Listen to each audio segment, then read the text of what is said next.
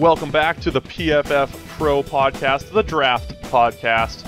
Steve Palazzolo getting hosting duties this time around, and it's a reunion of sorts as I'm sitting here with Sam. Sam, we haven't been on the same podcast in over a year, is that correct? I think so. I've been studiously trying to avoid you, and yet, you think you're out and you just get dragged right back in. It's like the Godfather. The rivalry is back. I mean, we used to have some battles on the air. PFF they had to pull us apart because it was getting pretty crazy on the air. So they split us up this past year. It's a little sad, but we're back together, and we're going through the NFC draft review, team by team in the NFC. We did the AFC that's already up on the PFF Pro Podcast. Be sure to check that out. Went through that with Mike Renner. Renner's AWOL now, so we picked up Sam in relief. But let's get right into it. We're going to go Dallas Cowboys, NFC East. We'll start in the East. Start with the Cowboys. And last time we went through favorite picks we didn't love. I think my biggest big picture takeaway from the Cowboys is that I kept saying this was a draft where you could kind of reshape your pass defense, pass rush, and corners and safeties and versatile players. And I thought the Cowboys really did that, especially early in the draft. What'd you think, Sam?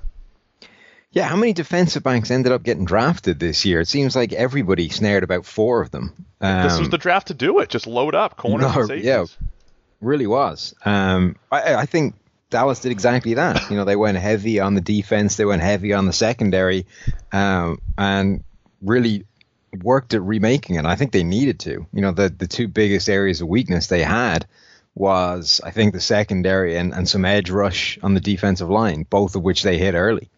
Yeah, they got Taco Charlton, despite one of our astute Twitter followers telling us there was 0% chance that Taco... No chance. There was not even a chance that day, he told us, that the Cowboys would take him. He had inside info. He had been following the Dallas chat rooms and message boards, and he knew. He was on their Reddit, everything. There was no chance that Taco Charlton would be the pick, even though I had been mocking Taco to Dallas. Thought it was a great fit and value. So he's a guy I think can really get after the QB, continues to improve. Number 4 edge defender down the stretch last year over the last 8 or 9 weeks. So I think Taco still has his best football to come. Chidobe Awuzie in the second round, Jordan Lewis in the third round, 2 guys who could play outside or in the slot, and Xavier Woods, perhaps a sleeper in the 6th round, safety/slot from Louisiana Tech. Sam, this whole draft, I think, up and down, there's a lot of teams. We'll talk about the Cardinals in a minute, but teams that just added so much versatility on the back end. Not just, hey, here's some corners, here's some safeties, but guys who could do multiple roles. They already have a Byron Jones who can play safety, can play corner. They've got him manning up on tight ends. I love the versatility that the Cowboys secondary has now. Yeah, I think that's a really big plus for this class. Do you think that Jordan Lewis can play outside at the next level? I know he's done both of them for Michigan. He felt like a slot guy only to me in the NFL. I just don't know if he's got the strength and the size to hold up outside. Yeah, it's a good question. I think it depends on the players. The thing I always keep coming back to is that there are some good route runners who play on the outside. Your Antonio Browns, Julian Edelman's, T.Y. Hilton's or Ty Hilton.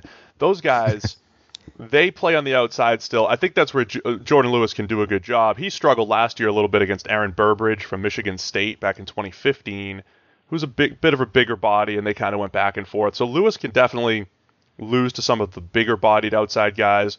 He also he's like weird technique where he kind of like gets stacked on deep routes, which you never want to happen as a corner, but he still makes plays on the ball, which seems like he's playing with fire. He seems to be happy doing it. It's the weirdest thing. I've never seen a guy do that who seems completely comfortable being an entire yard out of phase the whole way. It's very odd, and I don't know if it's something that he gets away with at the next level, but he has unbelievable ball skills. So I really think it's more of a matchup thing. Maybe he ends up in the slot ultimately, but it's a fair question there. And that's an interesting point, though. Can you think of anyone who kind of does that, who is essentially a slot receiver by trade, but who actually ends up moving out to the edge to track a receiver who is an Antonio Brown style of receiver, those kind of savvy route runners, but not a guy that's going to dominate you physically?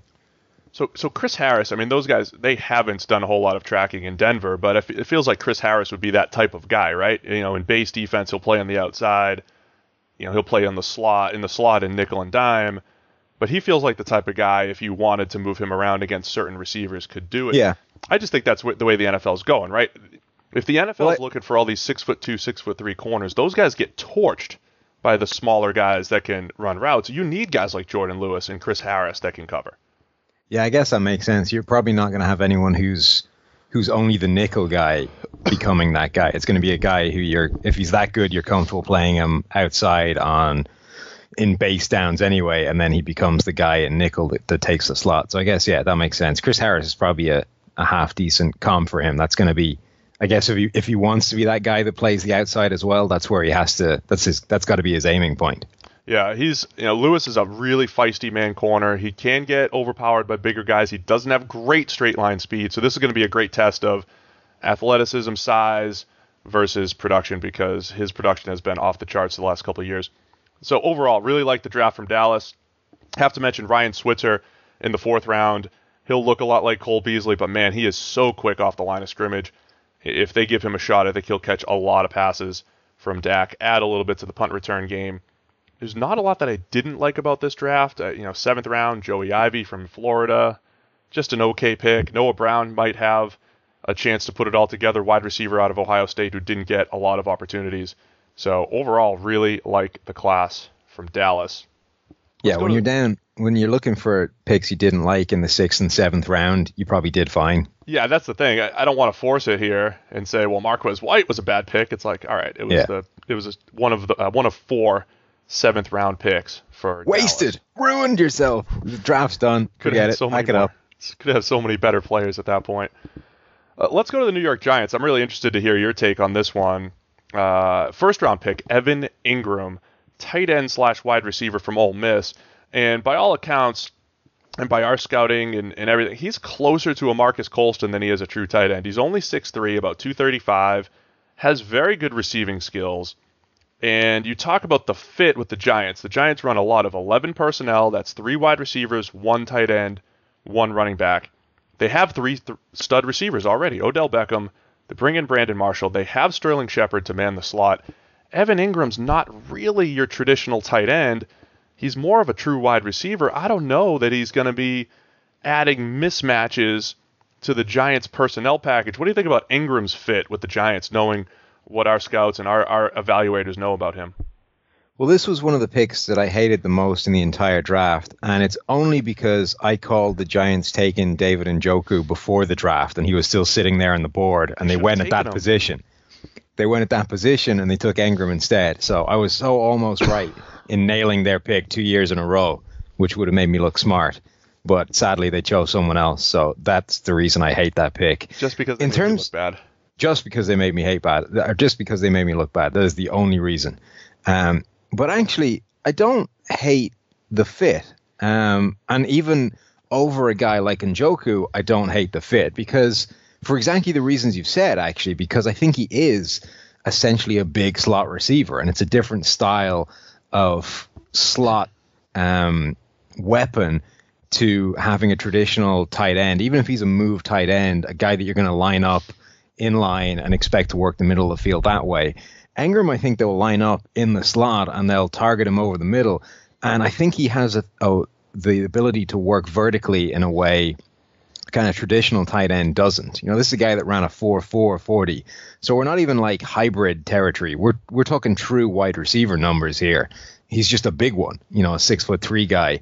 And one thing that was interesting when you look at the Giants last year with all that 11 personnel and those 3 wide receivers, they saw a lot of too high safeties, and almost kind of, it's like they were facing cover 2 every single week because teams would just stack safeties over the top of those wide receivers out wide and just make sure they weren't beaten over the top. But it left these huge holes in the middle of the field, especially deep, that they didn't really have anybody that could exploit. I think Ingram is the perfect kind of guy to exploit that, both vertically down that seam and also straight over the middle, and let him make things happen after the catch with the kind of quickness and speed that he has there.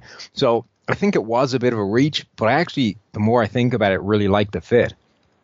Yeah, okay, you've made some good points there, some good points as to where he might fit. So I guess my issue with it is if you're going to run 11 personnel, part of the beauty of that is you have a tight end. You could run the ball. In theory, you have a tight end that can run block, and you're keeping the defense off balance. If Ingram's the tight end in 11 personnel, you just called him a wide receiver. It's like it's 10 personnel. It's like it's 4 wide receivers and a running back. Not really conducive to running the ball. Not really bringing a whole lot of question into the defense, into the defense's mind on how to match up. So, look, I think your points are valid. They're playing a lot of too high. He can work the middle. I just wonder, he's never going to be a great run blocker. He could be an okay run blocker if he's the other tight end on the field, though. If you have a traditional tight end, which they have in a Jarrell Adams that they drafted last year, and then Ingram's more of the move guy. So I'll be interested to see how they use him. But all right, points taken on your side. Either way, it's a lot. He's got a lot of weapons for Eli Manning as his arm is falling off, right? He's got a lot more to throw to in his declining years, Manning-style declining years. Any other picks that stood out to you, Sam? I mean, Dalvin Tomlinson, just a good run-stopping defensive tackle. Davis Webb did not go in the first round despite all the hype. He kind of landed where he needed to be. And yeah, that was where he needed to be. And Wayne Gallman, kind of an unexciting running back. Anything else stand out in the Giants draft? What do you make of the Tomlinson pick? Because I'm not wild on that one either. I think he landed where he needed to, but what you don't like it as far as a fit or just like taking a defensive tackle at that point? Well, it's interesting. When you look at our player comp for him, the player comp we had was Jonathan Hankins. And that's who he's going to be replacing in that defense, and with exactly the same problem, that he's playing in the position that Damon Harrison is making all of his own and leaving no space for. So Tomlinson is going to have to play the Hankins role, which is getting shunted to 3-tech because Damon Harrison is just owning the nose tackle spot there. And that's probably not where he wants to be. It's probably not, it doesn't suit what he's good at. It's exactly the same problem as Hankins had. It's like, he's a talented player. He could probably do this, and he could, but it just turns out he's not very good at it because he needs to be in the middle, where that nose tackle spot is. Yeah, well, you've basically just drafted a guy who's can't play in the position, his natural position. Yeah, I think there's an element to that. If Caleb Brantley from Florida did not basically hit a woman a week before the draft, he was a guy I thought in the second round would have been that perfect 3 technique opposite or next to Big Snacks playing nose tackle. So yeah, there is an element of redundancy to Tomlinson's game versus Snacks. Not that he's as good as Snacks, who's the best. We just saw that on our Twitter account at PFF today, the beautiful run breakdown, his run stop percentage over the last couple of years, head and shoulders above the rest of the class. So yeah, there is some redundancy there. Tomlinson has a little bit of pass rush ability, so I think they can kind of keep him out there for sub-package nickel or sub-package nose.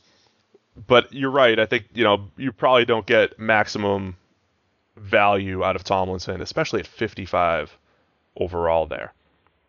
Davis Webb, third-round quarterback, again, had a lot of first-round hype, landed where he needed to be, more of that third to fifth-round range.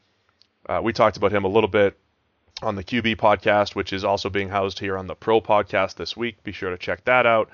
But again, just inconsistent accuracy, footwork, and I just think, Sam, do you think the Giants are just in this grab a QB every year type of mode at this point? Just keep grabbing QBs because Eli's going to be done within the next few years? I mean, they've got to be looking. I think this is a perfect spot for Davis Webb. I hated the talk of him as a first-round quarterback because this is a guy who's big stature, big arm, the end. I mean, that's his plus points. But in the third round, that's exactly what you're looking for. You're looking for a guy who's got all the tools and, apparently is the typical gym rat, loves creating cut-ups for his wide receivers and all that good stuff that you love to hear from quarterbacks. He just didn't actually play that well on the field. So I'm fine with that in the third round. I think that's actually a great spot. It's just the talk of him, this being worth a first was crazy. So, yeah, I think, they take a shot on a guy like that. We'll see what he has this year. And then a year from now, they'll probably reassess. But they have to be, at the very minimum, kind of passively looking for Eli Manning's successor at this point. Yeah, that's my thought. All of the teams that are class of 04 quarterbacks, Eli Manning with the Giants, Phillip Rivers with the Chargers, and Ben Roethlisberger with the Steelers, I think they're in grab a mid-round quarterback mode every year. Yeah. If the right guy falls in the first round, might be ready to pounce because those guys are heading toward the twilight years. The rest of the Giants class, unexciting. Wayne Gallman, like I said, gets what's taken as a runner. Avery Moss had some off-field issues, upside as a run defender on the edge, and Adam Bisnawadi, the offensive tackle out of Pittsburgh, looking like a backup at the next level. Let's go to the Eagles, staying in the NFC East. I'll let you rave about Derek Barnett, their first-round pick at 14, but I really loved what the Eagles did the first 4 rounds, really. They got a lot of talent. Actually, go all the way to 5 rounds. I love what the Eagles did all the way around.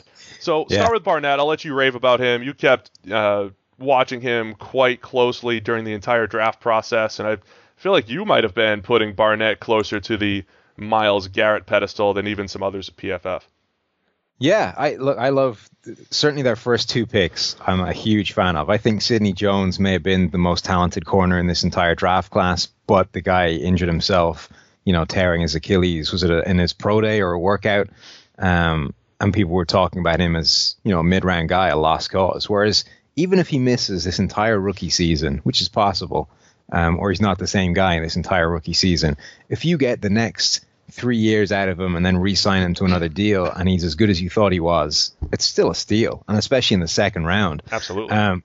Derek Barnett, I think, is a phenomenal player. I think this guy was overlooked the entire pre-draft process, but the bottom line is this guy pretty much matched Myles Garrett, if not outperformed him from a pass rushing standpoint for 3 straight seasons.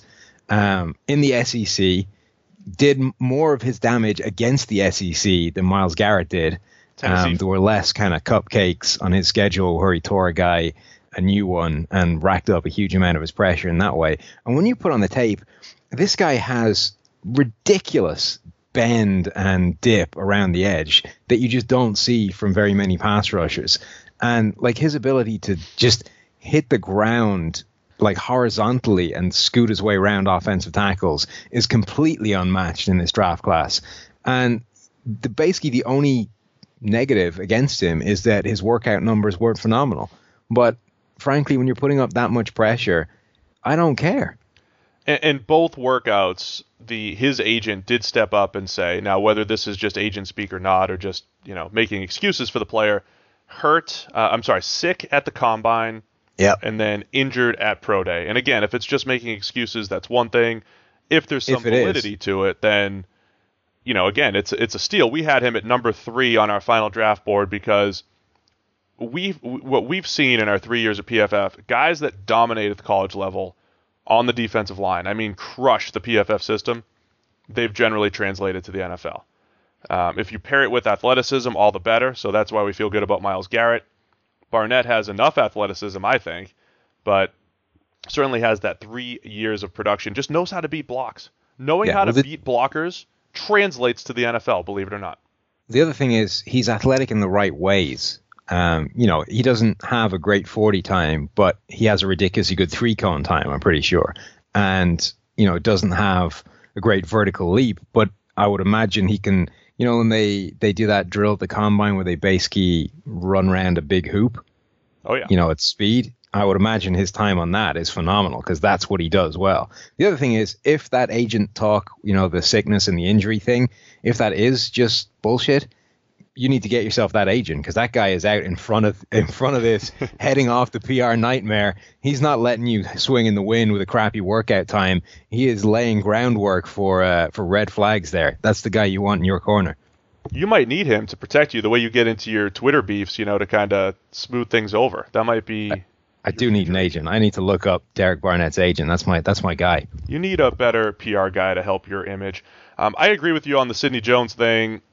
First round talent. In one of my draft axioms, Sam, that I tweeted out before the draft, you're not just drafting for this year. And if you have that long-term aspect to it, you have 2 first round talents. I mean, Sidney Jones was going to be a top 15 pick.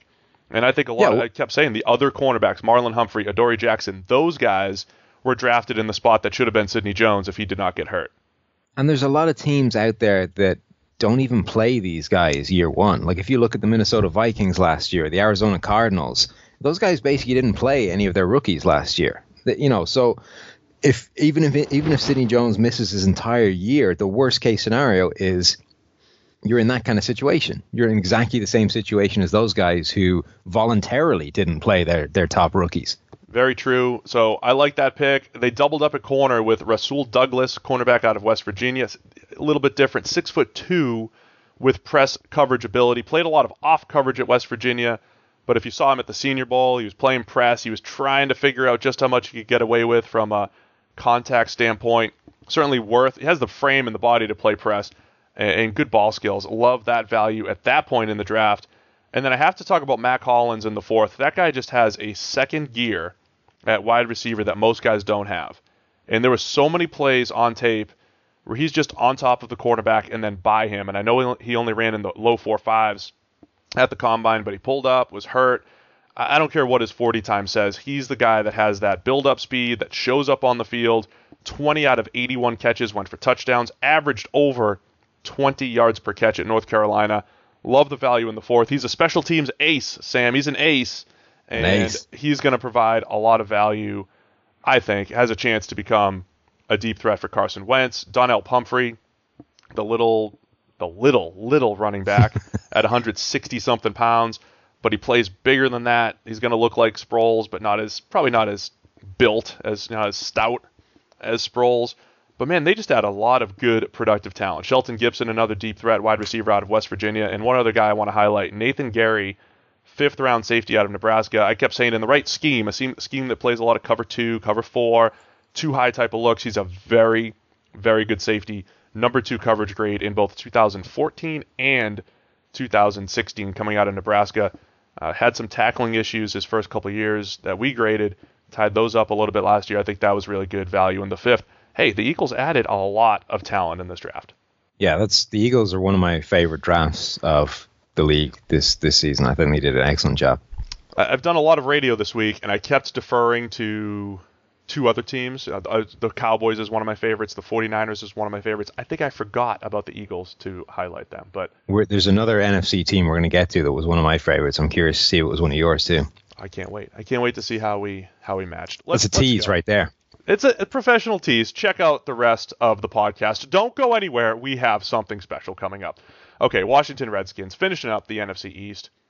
Perhaps the steal of the draft, Jonathan Allen, our number 2 player going to 17. We'll talk about why he fell in a minute. Another Alabama player, Ryan Anderson, in the 2nd round. Samaje Perine, running back from Oklahoma, in the 4th. And then one of my favorite picks in the draft in the 6th round, Chase Rollier, the center/guard out of Wyoming.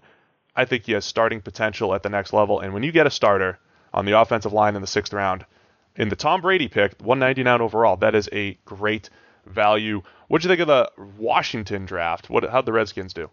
Yeah, this is another one that I quite liked. And this is going to sound like we just loved everybody, but this was weird. Every team I kept going through, I seemed to like their draft. It was bizarre. I kept waiting for the team that had a terrible draft to offset it all. Somebody that just drafted 7 complete nobodies all the way through their draft. And there really wasn't one. Even like the Giants is about as much as I disliked a team's draft, and I didn't hate it. The Bears got a lot of heat. We'll talk about them in a minute, and I understand why, but you also understand why it can work out perfectly fine for them. With Jonathan Allen going 17, number 2 player on our draft board, has the arthritic shoulders. One of those things, we don't have enough medical information to really put some value on that. But again, if you're going to get through a first contract, I mean, this is going to be the steal of the draft. Going 17, middle of the first. Not only that, but it fits what feels like an annual need for the Redskins, right? Like how many years in a row have they needed interior defensive line help? 67 total pressures, led the nation among all interior defensive linemen last year. The other question with Allen, just not a great combine, but the way he wins with strength, with his hands, with technique, I think he's fine. I think he'll translate just fine at the next level, can move up and down the line of scrimmage. So love the fit. They could fit a great need for Washington as well. He's a classic PFF college kind of guy in that everything about the grading says that he dominates, and almost everything else is a red flag, whether it's medical red flags, whether it's being a little bit of a tweener, whether it's falling below the thresholds everybody wants in these various athleticism metrics that everybody loves. I've seen things say that if you're below this line, you simply can't succeed as a 3-tech in the NFL, and he's below that line, and you get all these kind of things. But the bottom line is, like you said, the grading was dominant, and it was consistently excellent, and there was no let off, and there's nothing there that suggests that this is just going to evaporate purely because he's slightly below an athleticism threshold line. So, yeah, I think at number 17, the first round, I think that has the potential to be an absolute steal. I like Ryan Anderson as well. I think he's a solid player they can get as a in the second. And then Fabian Moreau in the third round, I think, is a decent pick as well. So I like, again, first 3 picks I'm quite a big fan of. And I'd say Anderson and Moreau are kind of opposites, too, because Anderson was just, I mean, if you look at his PFF production, it's pretty insane. It's right up there with his teammate Tim Williams. Ryan Anderson put up crazy numbers as far as sacks, hits, hurries, plays the run really well, just has teeny weeny arms for an edge rusher, and not a great athlete. Some teams probably wanted him to play in space just a little bit. He's not great there, but he's just a guy that has just, his hands are like hammers. He just knows how to beat blocks, moves defenders backwards. And over the last 3 years, on, I'd say about a season and a half worth of snaps, 3 years, 22 sacks, 27 QB hits, and 80 hurries. So most guys at that range would probably have about 40 hurries. He had 80. So just really incredible numbers for Ryan Anderson. And he'll be another great test of production versus athleticism and length, because even our guys on the rewatch, we didn't rate him that high. We didn't rate him as a second-round pick because we took some of that other stuff into account, and maybe we might end up being wrong because that production translates. Moreau, a little bit on the other end, really good athlete who didn't grade great for us, but I could understand, why teams liked him a little bit. But again, I liked him in the third round. I liked him here, not in that top 50 range where a lot of people were talking about him.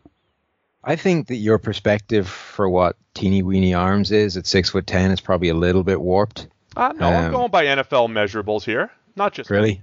Okay, because otherwise, I think that's setting an unreasonably high bar to have to clear. Maybe I should be the standard, and everything for the rest of us. Yeah, I should be the standard for arm length. Anyway, Samaje Perine, I thought was good value in the fourth. A lot of people love him. I think the fourth round pick was solid, and he'll get an opportunity, to run. And he'll get a lot of carries there behind a very good offensive line.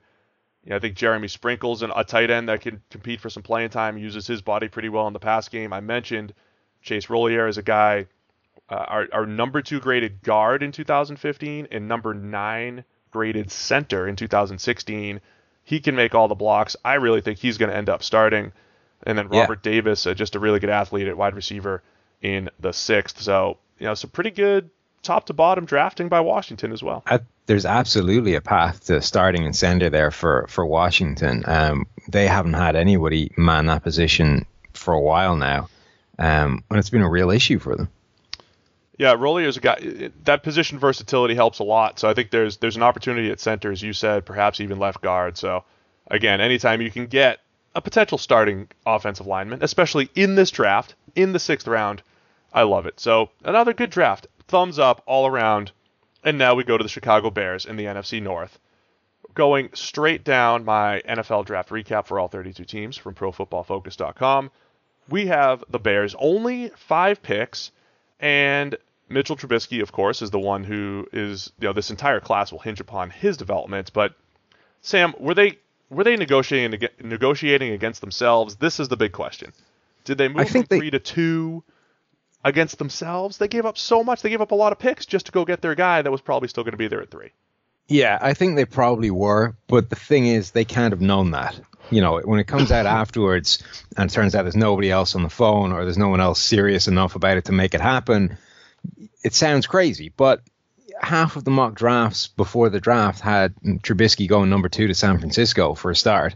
And there's no way they could have known that other teams weren't actively pursuing that. So I don't hate going up one spot to get him. Maybe you had an 80% chance of getting him at 3, 20% chance either the 49ers would take him or somebody else was going to jump ahead of you and snag him. And they paid what they paid to eliminate the 20% chance. I saw somebody put it well. I think Danny Parkins, actually a Chicago radio guy now, who said they bought insurance. That's what they did, is they paid the draft collateral for insurance that they would get Trubisky. And that's what it is. And sometimes you don't want to pay insurance. It sucks, but it's better than the alternative, which is missing out on your guy. So the bottom line is it all hinges on whether they're right or not about Trubisky. If it turns out that he is this franchise quarterback and he is their answer for the next 10 years, then nobody cares. It doesn't matter. You gave up a couple of picks and nobody is going to care about that. If you blew it, then you're screwed either way. Whether you stayed at 3 and you took him, or whether you went at 2 and gave up the draft picks, you're in trouble if you made a screw up on that. So, yeah, I mean, they probably did pay draft picks that they didn't need to pay, but I don't hate doing it to secure the guy that you think is the answer at quarterback. Yeah, it's a good way of putting it. And, most drafts that only have 5 players, there's some volatility there, of course, if Trubisky doesn't pan out. I think the one thing Bears fans can lean on last year's draft, when you had Leonard Floyd in the first, Cody Whitehair in the second, who already looks like he'll evolve into one of the better centers in the league, Jonathan Bullard in the third, who I still think will be a pretty good player, and, of course, Jordan Howard in the fifth. They had a lot of picks last year. And, of course, Daniel Braverman. Can't forget Braverman. Is he there anymore? I don't think he's there. Yeah, he's still there. Is he still there? I think so. Oh, he's still going to be. He got on late in the season, then got injured. That's right. I think. The next Wes Welker, as you said last year. I mean, the Bears brought a lot in last year. I think that kind of offsets this class of 5. But we talked quite a bit about Trubisky on the QB podcast this week, which, again, is also on the Pro Podcast feed. So if you're listening to us here, you can find it on the feed. I got in depth about Trubisky, his fit with the Bears. You can hear what Zach Robinson had to say about that. But I think the rest of the class, there's some volatility there as well. When you go Adam Shaheen, a Division II tight end at 45 overall, second-round pick, great athlete, 6'6", almost 280 pounds, but so much boom or bust there. Eddie Jackson in the fourth, who's an injured safety out of Alabama. Still like him, though. But then potential third down back, Tariq Cohen in the fourth, and Jordan Morgan, completely a developmental offensive lineman, in the fifth. My question is, the fourth and fifth round picks there are some other potential starting defensive backs on the board in this draft, and I probably would have added a little bit more to the defense to give me a little bit of security, because there is so much boom or bust to this entire draft, even beyond Trubisky. No, there is. It's and like you say, you put yourself in a tough spot if you only have 5 draft picks and one of them is the guy that you're going on for, the quarterback. It means you've got essentially 4 picks to play with, and this is a Chicago team that wasn't, entirely bereft of holes. It had a lot of work and places that you needed to address. Have you seen much of Shaheen, the tight end? Yeah, I mean, I've seen enough. I kind of love him. Yeah, well, I've seen enough, and it's completely opposite of what PFF would do in evaluating, because it's like completely spot scouting. But right. We're not going to look at production, but I understand the excitement. You have a 6'6", 280-pounder pretty much that can run like that. And look, if he does become that middle-of-the-field weapon and has a good feel for the game, and he becomes a huge weapon for Trubisky, then boom, we're talking about what a draft class by the Bears just with those 2 guys alone. So I understand. I just don't know if I understand at 45 overall. Yeah, it's interesting with these small school guys when people pull the trigger on them. When you decide that, I'm good with taking this guy now, even though he's from a small school and you've got the big questions in terms of strength of competition, especially I think in certain positions where the size differential is a much bigger thing. It's one thing at certain positions where everybody's big and it doesn't really matter. But when you're like a big tight end and you're going up against linebackers that look like you or, me, then that's a problem, because last time I checked, most NFL linebackers didn't look like us. Right. And that's going to be a completely different thing at the next level. But even just by the combine, when you looked at how that guy moved for his size and how he caught the ball and all that kind of stuff, like that was what sent me to go look for some of his tape, because obviously PFF, not a Division II operation yet. We'll get there. But that's what sent me to his tape, was just seeing how the guy moved and caught the ball at the combine. Like it immediately jumped off the screen. You thought, okay, that's impressive. Now I got to go find him playing. No, I agree. Look, he could absolutely hit. my whole thing is, even though we're production-based at PFF, I'm all about diversifying your funds, diversify your draft, right? And the Browns did this last year. Get a bunch of guys that you know are productive, that you think will still translate to the NFL, but then sprinkle in guys like a Shaheen, where you might not have the same type of production numbers and metrics to work off of, but they're boom or bust because of athleticism. I like that, but it's already a high volatile draft as far as only 5 picks go, and now you've got this boom or bust guy in the second round. So that's the only. And the difference with the Browns is that they had the picks to do it. Like exactly. Chicago are spending one of their 4 remaining picks to do that. So It's definitely risky. When you're the Browns and you have 14 picks, I'd almost go every other one. Give me a PFF favorite. Give me a that's what they did pretty much. Yeah. And that was it. They may have used our draft guide last year. I don't know. Let's move on to the Detroit Lions. NFC North, staying in that division. I would say it's an unexciting yet necessary draft for the Lions. I think they needed to add some potential in the back 7. They get Jared Davis, linebacker out of Florida. Still a little bit higher than I would have taken him, but I think he's a very good player. Flies to the football. Tease Tabor, I'll let you talk about him a little bit. Second-round pick, staying at Florida, a cornerback. Add Jalen Reeves-Maben in the 4th round at linebacker from Tennessee. And pick I liked was Michael Roberts, the tight end in the 4th round out of Toledo. I think he's a good red zone type of presence. What'd you think of the top 2? I don't know if you've seen a whole lot of Jared Davis. I know you watched Tease Tabor very closely, especially some of the deep ball stuff. 4.7 40 at his pro day. Does it matter? It's definitely, I think it's still to be determined. So as soon as the 4.7 came up, I went back and pulled up a playlist of every single target over 20 yards that had been sent his way over the past 3 years. And the first thing to come out of that is that there's only 24 of them. So over 3 seasons, he was basically only targeted deep 24 times. And one of those was the touchdown he gave up this past year against Tennessee, was it?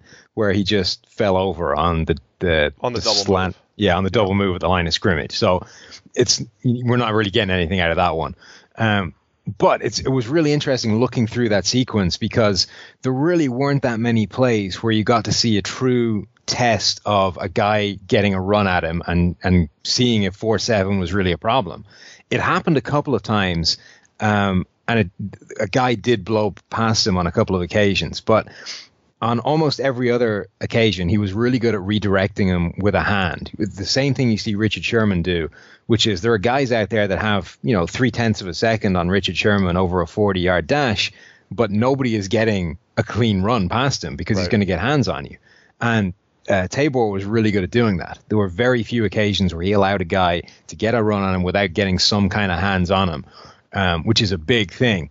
But it's definitely a concern, I think, because he's going to get tested more at the next level than he was in college, and you're not going to be in man coverage the whole way. There are going to be plays or stacked formations. There's ways to get a clean release from a wide receiver, and that's going to put him in a trickier situation than he's ever been in before because teams now know that this guy has suspect top end speed. They'll be challenging him. Yeah, I mean, I'm interested to see him because I see a lot of Aqib Talib to his game.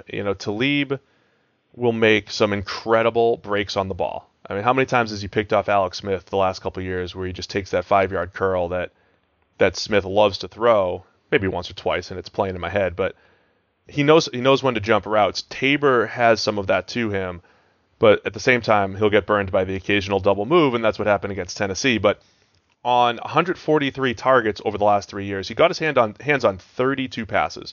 So about 22% of targets. That's a really high percentage on the old, what we call it, the playmaker index, Sam. Interceptions plus pass breakup. So just getting your hands on passes per target. Tabor's up there. And my question is that educated guessing? Is it just pure guessing? I think there's an element of educated guessing in there for Tabor that makes him probably a better player than that 40 times going to indicate.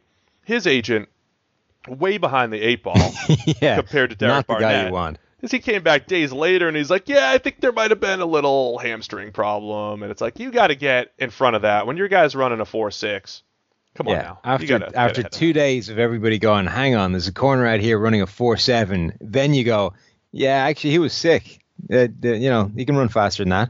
I like, no matter what happens, you just say that he's sick, and then if he runs always 4, and it's like, wow, a sick 4.4? That's really a 4.3.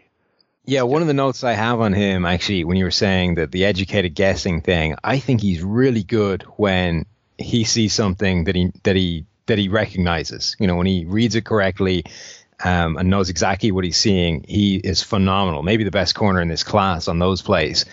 He looks a lot worse when you can see the thinking time and when he's still kind of deciding what's coming and when he's working it out. So film study will be his best friend. Again, a bit like Richard Sherman, and there's so much that goes into his game that you don't even see. It's in the film room, and he diagnoses and he understands tendencies and exactly what a team is probably going to run. You know, you've seen plays where he picks off Larry Fitzgerald because he's only playing the dig on that play because he knows it's coming. And if Tabor can do that, that I think will be a huge thing in his favor in terms of masking any potential athleticism problems he has. Yeah, it's a great point. And Detroit scheme, they'll play a lot of off coverage. It's a lot of zone-centric type of stuff. So he'll have his opportunities to have route concepts developing in front of him so that he can diagnose and perhaps make those plays. If you, like you said, it does connect for him in the film room. Other than that, I don't think anything exciting about the Lions draft. I thought third-round wide receiver Kenny Golladay, while I don't hate him as a player, probably a little high for him. I guess that would be the pick that I would be most critical of. Brad Kaya going in the 6th round is the other interesting one because he's a guy that, again, Miami fans assured me would be a top 10 pick come draft time. I thought ultimately he landed in the 3rd or 4th round. He goes in the 6th. I don't think he impressed a lot of teams during the draft process, and his biggest issue is playing under pressure. Adjusted completion percentage of 41.3% under pressure last year, ranked 43rd among draft-eligible quarterbacks. So, not very good, and that was a pretty consistent theme to Kaya's career. But when you keep him clean and you can make some throws within the system, I'll take him in the 6th round, but I understand why the NFL was not particularly high on him. Yeah, the terrible under pressure thing doesn't strike me as a thing that is easily fixable. It seems like a thing that's, it fluctuates. You know, we've seen it go up and down year to year for players, but a guy that is consistently one thing or the other, I don't think you can reverse that. Yeah, it does fluctuate for certain guys, and then there are certain guys where it's like a Blaine Gabbert seeing ghosts type of deal. That's Kaya. There's a little bit too much ghost seeing, and that's a scary proposition. And I think that's why he ended up landing in the 6th round. Let's go to the Green Bay Packers, winding through the NFC North. We'll try to get a little quicker, Sam. We're going really into detail here for millions and millions of listeners, but we'll try to go a little bit quicker. Your guy, Kevin King, 2nd round, 33rd overall. Josh Jones, safety. Let's just get right into Kevin King. I think you loved him. I let you do the profile on him, and you came back and said, I kind of love him. So why do you kind of love Kevin King? Yeah, I was so certain that he was going to go to Seattle somehow because he is the guy he reminded me of was Richard Sherman. 6'3", moves really well, has phenomenal athleticism, and he just has such a big wingspan that you can't get the ball over him if he's anywhere near in phase. You know, if you think of Richard Sherman and the NFC Championship play to Crabtree, that was the right read, and it was a well-thrown ball. There was just nowhere to put it. You couldn't get it past Sherman to get it to Crabtree. And that's kind of what King reminds me of, that if he's in phase, you can't get the ball past him because he's so freaking long. And I was convinced that with the Sherman trade talks and all that kind of stuff, he was going to wind up in Seattle and almost replace the guy directly. Now, his issue is that there's a lot of inconsistency there as well, and he isn't... he's not that player all the time, and I think they need to work on getting him to that level and kind of realizing the potential. But there's so much to like about this guy when he's playing well. Yeah, I agree, and had that incredible interception. So he didn't get his hands on a ton of passes, but he had that one-handed incredible interception, which got me some great retweets throughout the season. So that's what sticks in my head most about Kevin King. He'll get beat off the line of scrimmage just a little bit more than you'd like to see as well, but I certainly see the potential there. You just don't see guys that are 6'3" dominate those change of direction drills at the combine the way he did. And actually, Ahkello Witherspoon at 6'2 plus, who we'll talk about, was right there with him. So I certainly understand the love for King, even though he graded a little bit lower than some of the other corners in our system. The rest of the draft, a little bit hit or miss, in my opinion. Josh Jones, really good athlete, safety out of NC State. For the most part, I think he graded well, did not Our guys didn't love him on the rewatch, but finished 4th in run stop percentage in the draft class. Montravius Adams, when he plays hard, is a pretty good player, just doesn't put it down, just doesn't put the effort there together every single down. But one of the better interior rushers in the draft, Vince Beagle, another productive edge defender from Wisconsin. I think I don't think there's a massive difference between him and TJ Watt, who many Packers fans said, we have to get TJ Watt, he's the local guy from Wisconsin, and instead they got Beagle, who's a pretty good backup option, but 3 rounds later. I thought Jamal Williams is a good fit at running back. I think Packers fans will like him. Aaron Jones, another interesting guy. I think they can catch the ball out of the backfield from UTEP. Other than that, I would say, some solid picks for the Packers. I think there's a little boom or bust up at the top, though, with King, with Josh Jones, with Montravius Adams. Yeah, the important thing there is that they've drafted a pair of backups to Ty Montgomery. We're going to see Ty Montgomery starting again, I think.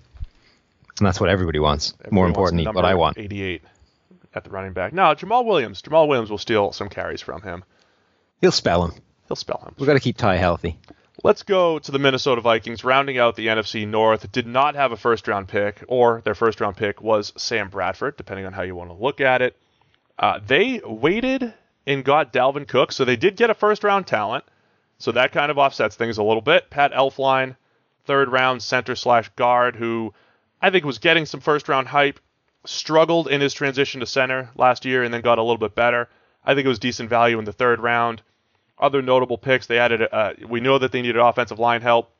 Danny Isidora from Miami goes in the 5th round, and I think he has a chance to start or at least compete for playing time in their zone-heavy scheme. And then Bucky Hodges, a tight end/wide receiver going in the 6th out of Virginia Tech. He's a guy that just has great size, great ball skills, and I think a lot of people liked him a lot more than 6th round. Reportedly, some off-field that forced him down draft boards, but certainly a guy worth looking at as a potential playmaker. What'd you think of the Vikings draft, starting with Dalvin Cook? Yeah, I mean, Dalvin Cook is the one that's going to define this draft. I think they hit the right areas, and I think it looks like a pretty solid draft on paper. Dalvin Cook, I think, was a victim of overanalysis in this whole draft process. I'll say that with the caveat that I don't know how much of this fall was down to the off-field stuff.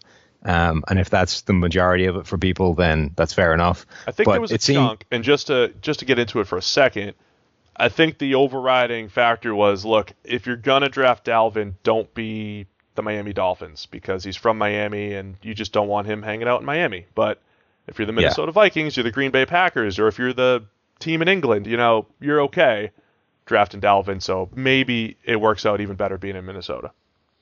Yeah, and I think, he seemed that he was slipping in terms of people's evaluation of him as well. And I think that's completely misplaced. And part of it seems to be that his workout numbers were relatively disappointing. But he's a weird case of, I don't think they matched what you saw on tape. You look at this guy and he ran, I don't know, what was his 40? It was like 4.5.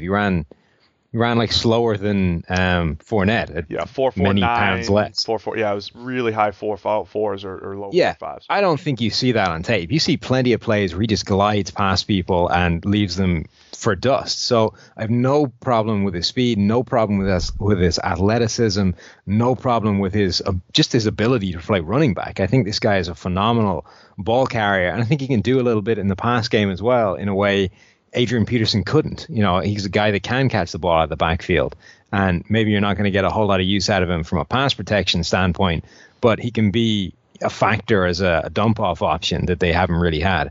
And then, like you said, they've hit needs going down the draft with the center, with Jaleel Johnson. I think has a decent shot to get early playing time as their 3-tech with Sharif Floyd's knee reportedly a real issue. The other guy that I want to pull out for the 7th round, because I'm a big fan of 7th round picks, is Stacey Coley from Miami. I think he's a really good receiver. I really like that guy.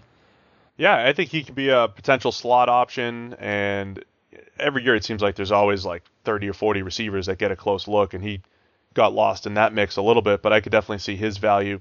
I thought you were going to highlight Jack Tacho, the cornerback out of NC State, another 6 foot plus, doesn't have great measurables, but 6 foot plus, productive career worth bringing in the 7th round.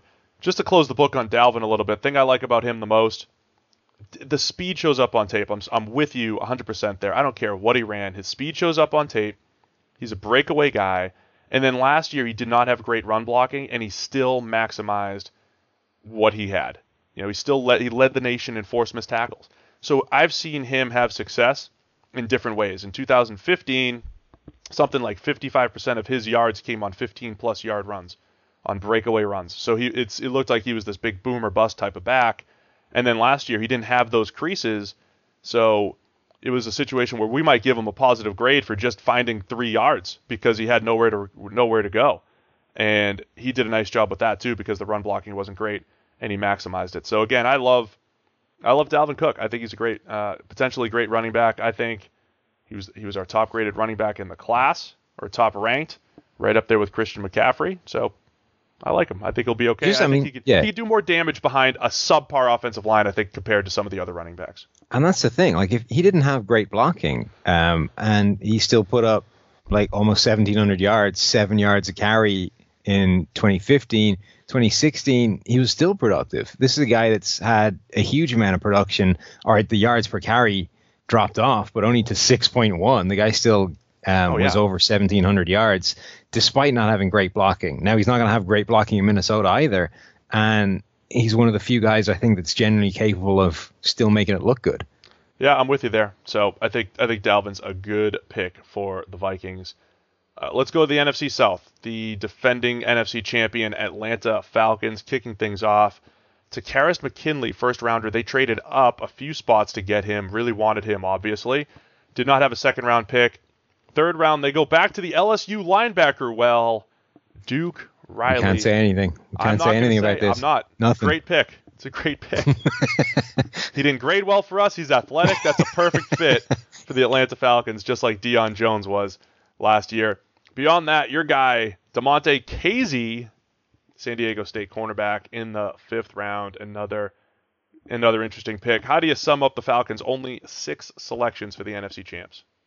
Yeah, and like we said, that's always tough. Why is Kazee my guy, other than the fact that I actually watched him play a bit? That's it. I call every corner your guy because you like to skew positive on these guys. You find the best in every corner. You tell me exactly where they'll fit, and you said you kind of liked him, right? Too. You're like, oh, he's playing off, but he's got good ball skills. He could do this. No, he was the guy where I was like, you know what? This defense is so ridiculous. I don't want to do it. Like it's all quarters. I've got nothing. I can't tell you anything from this. The funny thing is his teammate, Calvin Munson, he was a guy, when we talk about, trying to sort through production versus scheme and all that stuff, he was unbelievably productive at San Diego State, but he was a terrible athlete, a Scooby Wright-like athlete.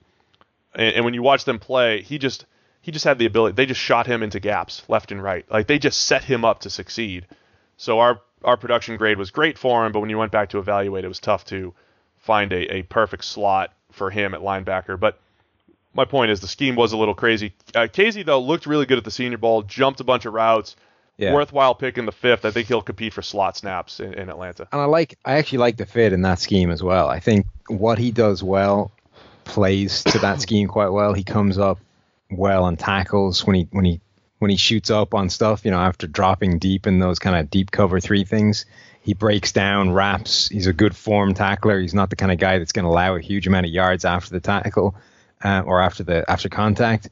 And like you say, he does break on routes well. He reads the quarterback's eyes. He rarely misreads where the ball's going. So I like that stuff. There's just a lot of stuff in his game that I have question marks about. But that's why he's a 5th round pick. So yeah, I would take him in the 5th. Fine with that. Going back to McKinley, their 1st round pick.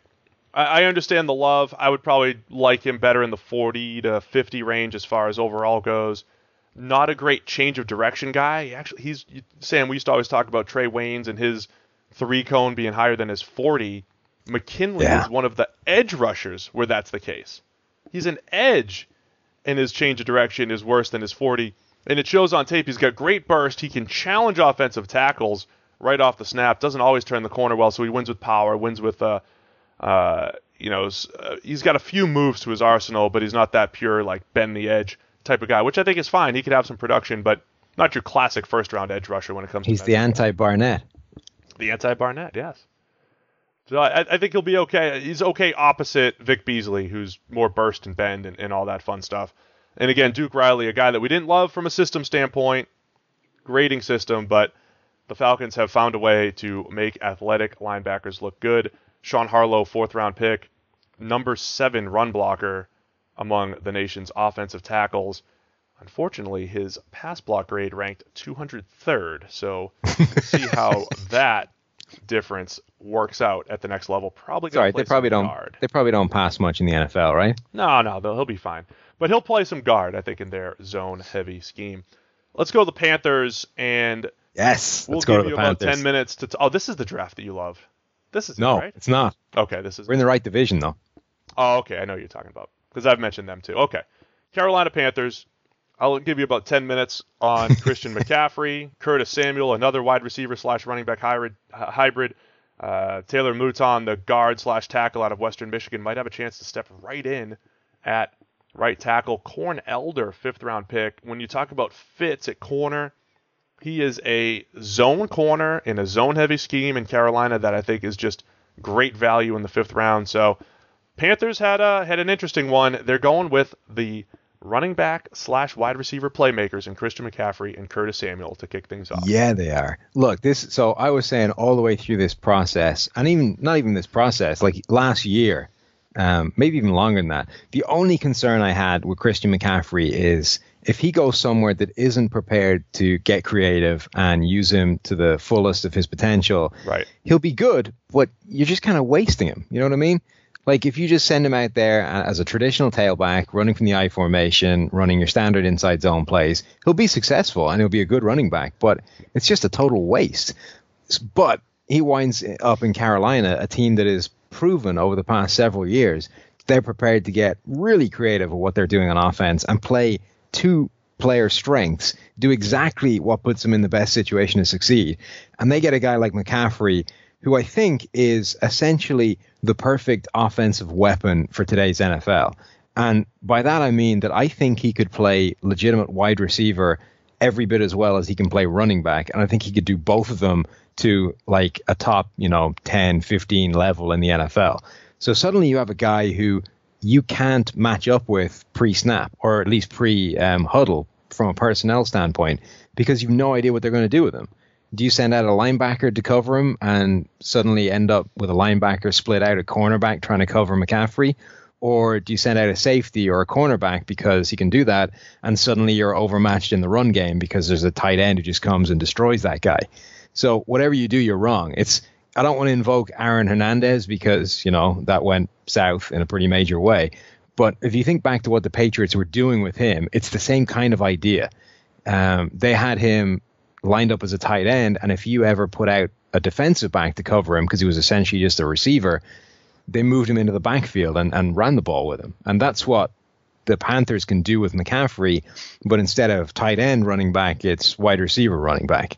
Then they go and double dip on the whole thing, double down on the entire experiment, and get Curtis Samuel in the 2nd round, who's another guy that I loved, to the point that I was voting him the number 1 receiver in the nation with my Biletnikoff vote yes, all season, until it got to the point where I was no longer allowed to do that because he'd been eliminated. We cut you off from actually voting for him. But yeah, he was an incredible receiver, playing receiver and running back last year at Ohio State.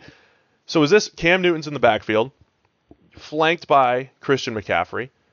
He sticks it in his belly at the snap. Meanwhile, you've got the jet sweep option coming through from Curtis Samuel, and now we're just running some spread option, spread triple option in the NFL with Cam Newton, Christian McCaffrey, and Curtis Samuel. Is that what we're expecting here? Well, that's one of the things. Then you can just completely screw teams up from a personnel standpoint. Let's say you can line up, with split backs, and you can suddenly motion both those guys out. Now you're 5 wide, and the defense has got base defense out there. Suddenly there's 2 linebackers split out either in the slot or out wide at cornerback trying to cover legitimate receivers. I mean, this is an absolute matchup nightmare for NFL defenses. So I'm with you as far as I wanted to see a team that would maximize Christian McCaffrey. 1,000% agree. Also agree that Carolina, very creative in how they use him, and I think the idea of him in the backfield with Cam Newton, they run a lot of power. That's exactly what McCaffrey ran at Stanford. Not that he can't do other stuff, but Great fit, awesome. But I wanted McCaffrey to go to more of a high-volume passing attack, where when they do what you're saying, a Drew Brees and the Saints, Brady with the Patriots, Phillip Rivers with the Chargers, get him in this, even Dalton and the Bengals, get him in a high-volume passing attack where they pepper the ball to McCaffrey in the slot. And I don't think that's really Cam Newton's game. He needs a 6'5" receiver so he can't overthrow him. He's going to overthrow McCaffrey so much. So that's my only issue. I would say, will they be creative with him? Sure. Will he be a guy that catches 70 to 80 passes a year, which I think he's more than capable of doing? Maybe not in this system. That's I agree. My only reservation there. But I think part of it is they've drafted him to almost try and change Cam Newton's game. They've gone with the old San Diego route of getting a whole stable full of 6'5" receivers, though for a different reason. We'll just draft the largest human beings we can find and make it so that Cam Newton can't physically overthrow these people. Great strategy. Now I think that they're saying, well, okay, that didn't actually work that well. So let's try and coax him into being something of a more check down guy, and we'll give him an underneath option we can rely on. And I agree with you. He probably isn't going to be turned into that David Johnson 100 receiving, 100 receptions kind of back. But that's going to be down to Cam Newton. But I think he can still have that kind of impact on this offense. Yeah, I hear you. I think this is going to be one of the stories of the season. They keep talking about how they're going to change Cam Newton in the system. Does that mean we're running more zone? We're running more short passes? We're running the ball more in general to protect him? I can't wait to see what that actually entails, but I think it's going to be creative no matter what based off how they draft it. Let's go to the New Orleans Saints. I'm guessing this is the draft that you really liked here? Yeah, it is. Okay, this is the other one that I said was really good. They may have gotten the best corner, the best offensive tackle, top 5 safety, and one of the better running backs, maybe a top 5 running back in this draft. And Trey Hendrickson. I mean, this is really good. Yeah. Marshawn Lattimore, first round. Hamstring issues, certainly a concern. Ryan Ramczyk, the other first rounder at 32. They almost got Reuben Foster there too. They were on the phone with Reuben Foster before he got drafted, just the pick ahead of them at 31 to the Niners. Marcus Williams, very good safety in the second round. Love the value there. Alvin Kamara, going to play that Reggie Bush role in their offense as a versatile running back threat. Alex Anzalone at linebacker, which was, an okay pick, but love Trey Hendrickson, the other third rounder, one of our top edge rushers in the entire nation last year. What an incredible draft, I think, for the Saints. What'd you think?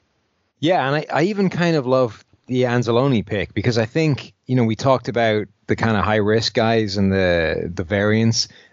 Alex Anzalone is a guy that injuries have battered over the past few years. He's had 600 snaps in total over the past 3 seasons, which is basically 2/3 of one season's worth of playing time. But when you've nailed your first 4 picks and you've got a third round pick sitting there, I think that's a perfect time to take a shot on a guy who has huge talent. He does. Maybe it doesn't work. He was a top recruit and everything, just never got on the field at Florida because of injuries. Yep. Exactly, yeah. So maybe it doesn't work and you write off that third round pick, but you're pretty confident at that point you've done pretty well out of the first 4. You're also coming back later, though you didn't know that, with Trey Hendrickson. I think that's a great gamble to get a guy like Anzalone who has huge talent in that draft. But I agree with you. I mean, first, the top corner in the class, the top tackle in the class, a great safety, a running back that everyone was really high on, and Trey Hendrickson, who deserves a little bit of kind of focus in and of himself, because really the only negative on this guy is strength of competition, because in terms of what he was doing, just a phenomenal amount of pressure, racked up 55 pressures last season, 13 hits, 9 sacks. You saw him at the combine. He was blowing the doors off the place in terms of movement drills and all that, and the workout numbers he was posting up. That's what should have moved him up, right? I mean, we were banging the drum for production, but we were also going into the combine. We're like, it's Florida Atlantic. Let's see how he tests. When the production matches the athleticism, like he did, and like Jordan Willis did, then it's like, all right, guys, there's probably something here. When the on-field production using the PFF system matches really good combine numbers, you got to pay attention to those guys. So I love that value at number 103 overall.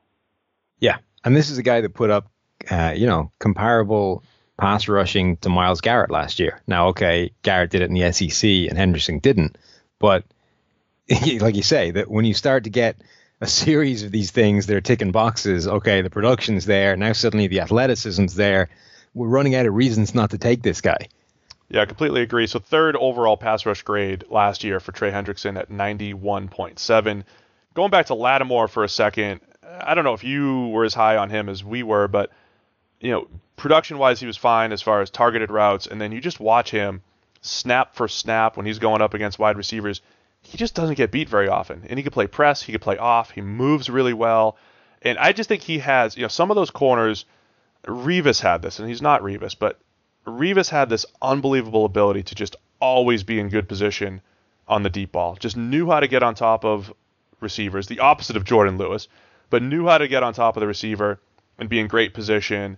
I think Lattimore has that. He does not give up a lot on deep passes. He got his hands on 10 passes, allowed only 18 catches. I think Lattimore is the total package and one of the better corners to come out the last couple of years.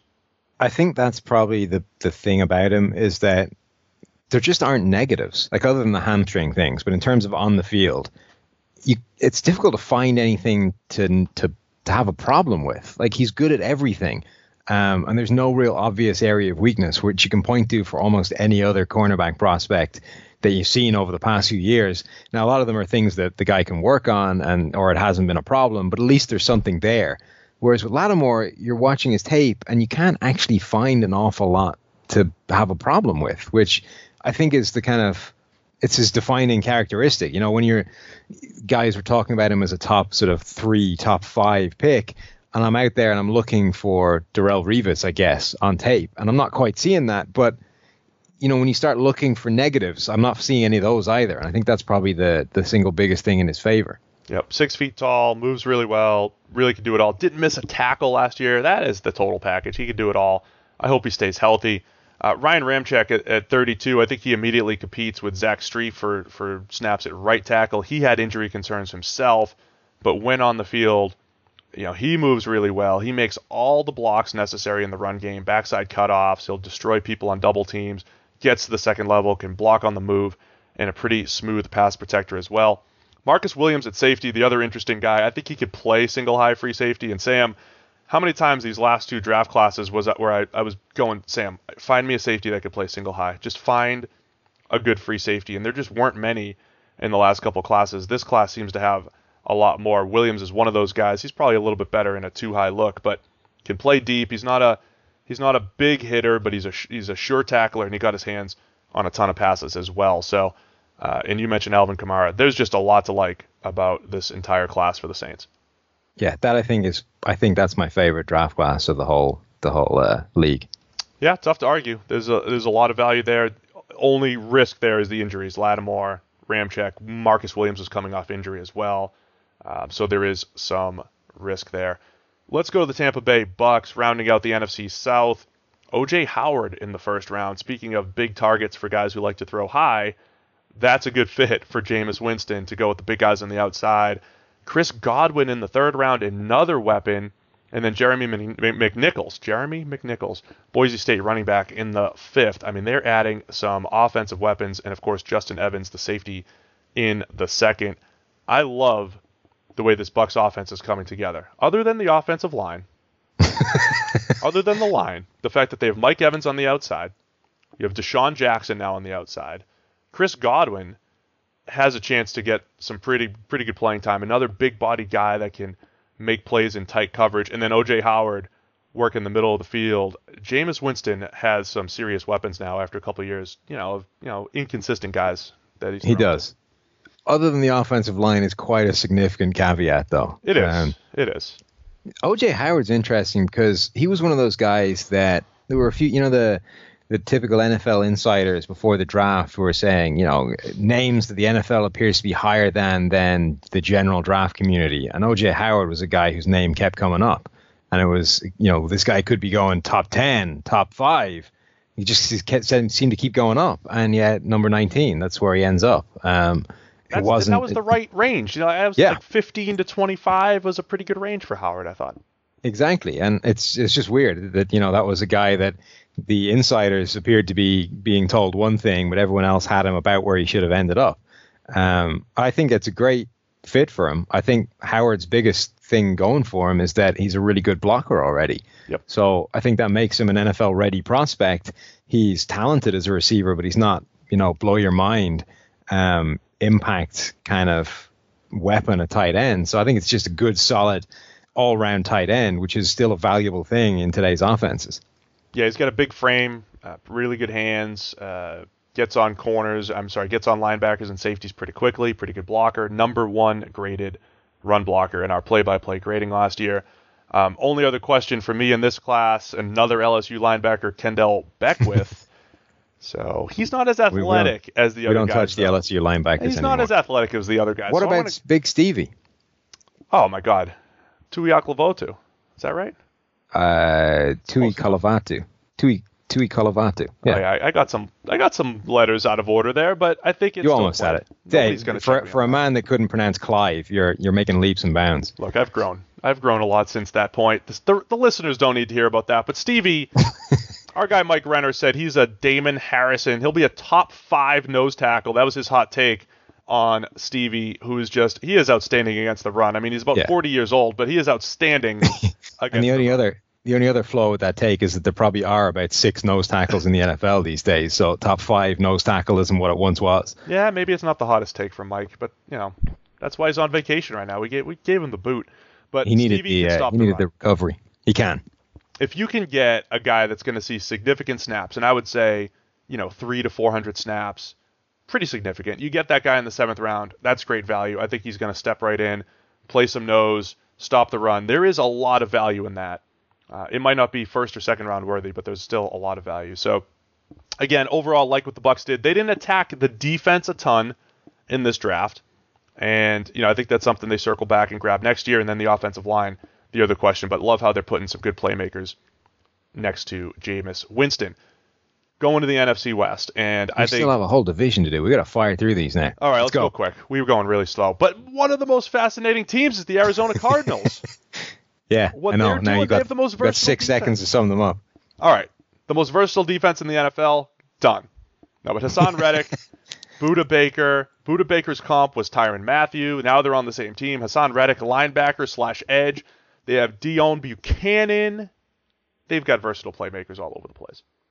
Yeah, they really do. I really like Hassan Reddick, and it's going to be interesting to see what they do with him exactly, because presumably he's going to play outside linebacker in that scheme, but they'll, I suspect, move him around a bit and ask him to play some legitimate off-the-ball linebacker as well. Yeah, so he could play really well in space. He showed that at the Senior Bowl. He was more of a true edge defender at Temple, but my thing is, when you have edge defenders that are undersized and they win at the college level, you convert them to linebacker in the NFL, where they could become more blitzers. They can blitz more. Arizona blitzes their linebackers up the middle all the time, and now you're isolating them on running backs. So now you have guys like Chandler Jones and Marcus Golden rushing off the edge. Reddick's going to blitz up the middle, isolated on running backs. This is a fierce defense. You get Budda Baker, Tyrann Mathieu, Patrick Peterson on the back end, able to match up with different types of receivers. I can't wait. I'm going to watch a lot of Arizona Cardinals defensive tape. You could turn him into a Dante Hightower kind of linebacker. Put him in the middle and have him be a real force on the blitz, have him blitz more than a conventional inside linebacker. Right. But do that rather than put him on the edge where he's going up against 300-pound left tackles. Exactly. And the thing I always say, there's a difference between being a pass rusher, which is I'm lining up on the edge, I'm going head-to-head with this tackle, we're gonna battle about 30 times in a game, versus a blitzer in that movable chess piece, like you said, which is what Hightower does. Budda Baker, I understand why people loved him. There's also some questions about his game. Does his size really play in coverage? I think there were some questions there. But overall, love the versatility Arizona's bringing to that defense. Let's go to the Los Angeles Rams. Did not have a first-round pick, but they decided, let's get help for Jared Goff. Let's find some weapons. Gerald Everett, the tight end / wide receiver, another Evan Ingram type in the 2nd round out of South Alabama. I'm glad to see Everett go this high because we had him around this range. We actually had him ranked ahead of Evan Ingram at the suggestion of Billy Moy, our tight end expert this offseason, and a few others. So we were big fans of Everett. Cooper Kupp, I would say more of a possession wide receiver in the 3rd. Josh Reynolds, more of a deep threat wide receiver in the 4th. So they're really trying to help Jared Goff out, at least with weapons. Again, they kind of forgot about the offensive line, but the weapons are there for Goff to throw to. Yeah, and they kind of attacked the offensive line in free agency with Whitworth, at least. Well, that's a good start. Yeah. Well, it's certainly, it takes Greg Robinson out of left tackle, which is a big bonus. And Right. you immediately replace him with a guy who's a top 3 NFL left tackle. So that certainly can't hurt. I am really fascinated by Cooper Kupp because he's another guy who, terrible 40 time, really put the torpedo in his draft stock, which was only going upwards, had ridiculous, like record-breaking, stupid numbers in college at Eastern Washington in the FCS. And always did well against FBS teams. Every time he stepped up, whether it was against FBS teams, granted they were against the Pac-12, which is not the sternest defenses you're going to face most of the time. True. But again, at the Senior Bowl, stepped up, looked like one of the standouts all the way through practice, through the week. Made a couple of small plays in the game, even though the majority of the targets went elsewhere. This is a guy that does look able to play at a higher level than he was playing. And again, so the 40 time took a torpedo to the side of that stock, but he's another guy who the speed was all in the breaks. The speed was in his 3-cone time. So he's a guy, when you turn on the tape, it doesn't matter that he can't run past the guy 40 yards in a straight line because he can torch the guy on the break in a dig. He loses him as soon as he makes a cut because he's so incredibly smooth running his routes and just does not lose speed during them. So that's where he wins. And that's why I think he can play outside as well as in the slot, which is where a lot of guys were kind of pigeonholing him because of this lack of speed and because of the kind of relative lack of physical tools. He's just a slot possession guy. But I think he plays outside and he wins in a different way than just pure speed. Yeah, I don't think he's just a slot. I think he's an outside possession guy, though. I think he's a guy that, again, he's not going to win a whole lot of 40 or 50-yard passes down the field, but he knows how to get open. He knows how to get open with his footwork, with his hands. So I think that's extremely valuable. You pair that with a Gerald Everett, who's that movable piece. He can do just enough as a blocker, I think. And as that move tight end, forced more missed tackles than any tight end in the nation over the last 2 years. And then Josh Reynolds, good frame, long frame, and he can win down the field a little bit more. He's a little bit better in those contested situations, long strider type of guy. So you've got 3 different types of weapons added to the offense here, which I like. And then Tanzel Smart, pretty solid 6th-round pick, a guy who can definitely compete for snaps on the interior. So, it wasn't a flashy draft, I don't think, when you say, hey, we got a possession receiver and a possession tight end and one potential big play wide receiver. But I thought it was pretty solid for the Rams for a team that did not have that 1st-round pick. They might be collecting more random college players that I liked quite a bit, but won't ever have a solid NFL career than any other team I can think of. Michael Thomas. Zach Lasky was a Georgia Tech running back that I really liked for no particular reason I can point to. I think he's their 5th running back on the depth chart, but he's still there. We'll make sure that you're doing their preseason games. We should have a whole pod on the guys that you randomly like, because there are some guys I'm like, who are you talking about? Why do you like this guy? There's no rhyme or reason. Only 2 more teams left, Sam. Let's go. At least these 2 teams only combined for about 100 picks. San Francisco 49ers, everywhere around the nation, all 100 of my radio spots this week. I said, all right, the Niners were my favorite draft. Solomon Thomas at 3, Reuben Foster at 31, who they considered at 3. Right or wrong, they considered him at 3, but that's 2 starters on the defense. Love Okello Witherspoon, 3rd-round corner. I think he's a better version of Kevin King right now, 6'2" plus with extremely good movement skills. So love that value there. I'm sorry, I trashed your guy. But then your boy George Kittle, our boy, it's PFF's boy George Kittle. George, friend of the show. If you guys didn't hear George Kittle's interview, that is 2 episodes ago, I believe. I think it was the last podcast before the draft. Be sure to check that out on the PFF Pro podcast. George seemed like a nice guy. Trent Taylor, who I got word that the Niners really love throughout the process, little slot receiver who just has a great feel for the game. So they added a lot of talent to a roster that really, really needed it.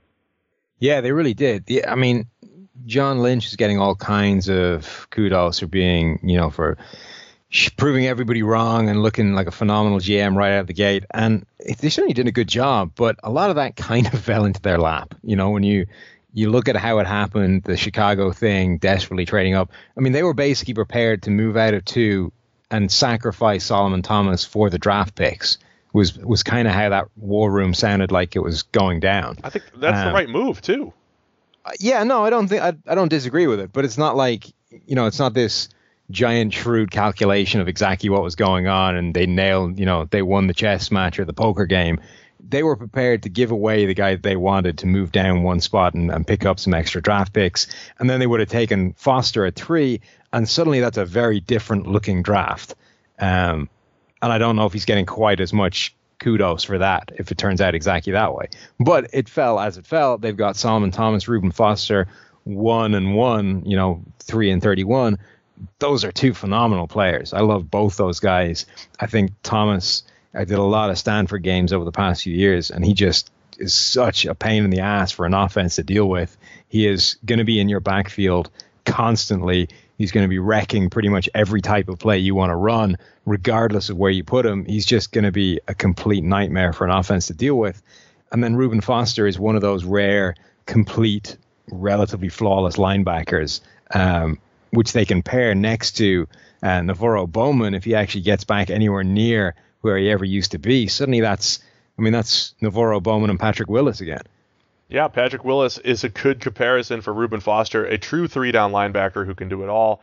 I love how you describe Solomon Thomas. He just has such a great feel for blocks in the run game. That's why he was our top run defender in all of college football. Won the award. We sent him a plaque for best run defender in college football last year. CJ Beathard, quarterback in the 3rd. Talked about him on the quarterback podcast with Zach Robinson. Go check out that episode for a little bit more on CJ Beathard. But hey, they added a lot of talent in San Francisco. Keep an eye on Trent Taylor in the slot, though. Not all these slot receivers are created equal, and that guy has a great feel for getting upfield, maximizing yards after the catch. I think he has a shot to succeed there. So love the 49ers draft. They added quite a bit of talent. As I've said, Seattle Seahawks, the final team, I believe. Are we out? That's it. Seattle Seahawks. So they didn't have a first-round pick. They traded out of the first round 2 seconds and 4 thirds, and they added a lot of players that I liked. They added a lot of productive players, Sam, and not necessarily just athletes this year. I think that's why we like their draft quite a bit. And, you've got Malik McDowell, who has effort concerns and certain things that come up, and you just say, well, when he goes to Seattle and Pete Carroll and, all of their compete practices and everything, they might get the best out of this guy because he is a first-round type of talent when he's playing hard. And he reminded me a lot of DeForest Buckner with his length and the way they win and the way they lose, and didn't get to DeForest Buckner's level. But if he gets to DeForest Buckner's level, I would not be surprised. So I think that's a good fit. Oh, and I just got to third-round pick Shaquille Griffin. Oh, my gosh, Sam, how is this not your favorite draft? I mean, these guys got a lot of quality football players.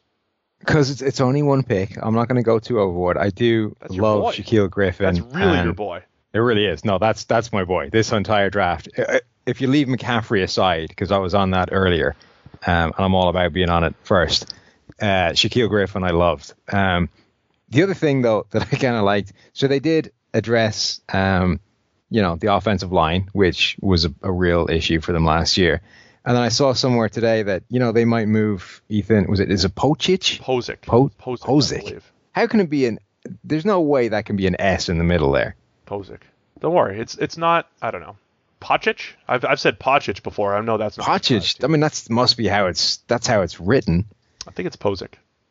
That's just crazy talk. Anyway, I heard talk that they might move him out to tackle, which would be so utterly Seahawks. We'll take a guy that we know is good inside. So he played some tackle, and he's 6'7", which is weird. So when you're watching him at center, and he's about 6'7", and he's making reach blocks at 6'7", that's what really turned my head. I'm like, he's not supposed to be making some of these blocks that he's making, but he does kind of have a tackle frame. So I don't. It would be incredible Seahawks, though. We've got this guy who we know is really good at center. Granted, we already have a good center because it's the one guy that actually turned out okay in our offensive line when we moved him there. Right. But now let's kick him out to tackle. But this is kind of like the opposite of the Forrest Lamp argument. We keep saying, try Lamp at tackle, worst case he lands at guard. So with Posick, why not? Try him at tackle. He can play center guard. I don't mind the idea. He might be a right tackle only, but that's okay. That's another I guess the difference between those two situations is we know Forrest Lamp has been an awesome left tackle. True. And we're saying leave him there and see if that translates, because why wouldn't it? We don't know that Posick or whatever his name is, call him Ethan. Ethan. We don't know that Ethan can play anything other than center very well. So putting him out there is a much bigger gamble than a guy who you know has been dominant there in college, and you're just assuming that translates. So I get why you would do it, because he's got the body type to do it. But what you're basically arguing there is that essentially being the same shape as a left tackle is more likely to correlate to playing well there than a guy who's actually played well there. I love how you put that. He's got the shape of a left tackle. He might not be good at it, but he's got the shape of a left tackle. If you turn on the lights, just put a silhouette out there, he looks more like him than the other guys, so therefore he's the better left tackle. It's quality reasoning.